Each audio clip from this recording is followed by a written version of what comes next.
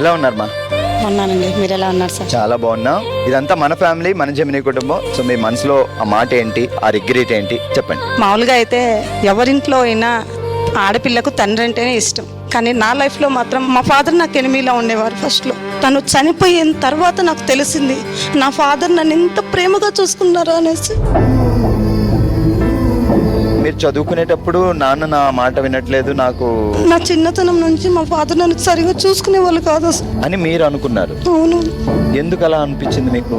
మాది middle class family అండి.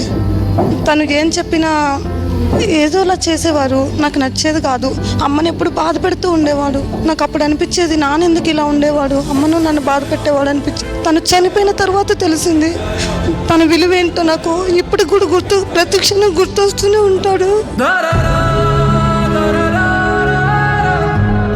అలాంటి సమయంలో నాకు మా అత్తయ్య గారు సపోర్ట్ చేశారండి. మీరు ఎంతమంది సిబ్లింగ్స్? ఎవరూ లేరండి, నేను ఒక్కదాన్ని. ఒక్క అమ్మాయి. బ్రదర్ సిస్టర్స్ చిన్నతనంలోనే చనిపోయారు. నాకు ఎవరూ లేరు. మీ తర్వాత ఒక బాబు పాప. ఎందుకు చనిపోయారు? అప్పట్లో ఏదో పూర్ సెంటిమెంట్స్ వల్ల చనిపోయారు. ఇద్దరు పిల్లలు చనిపోయారు. మిడిల్ క్లాస్ ఫ్యామిలీ కదా, అలానే ఉంటుందేమో మా లైఫ్ అని అనిపించేది అప్పట్లో నాకు.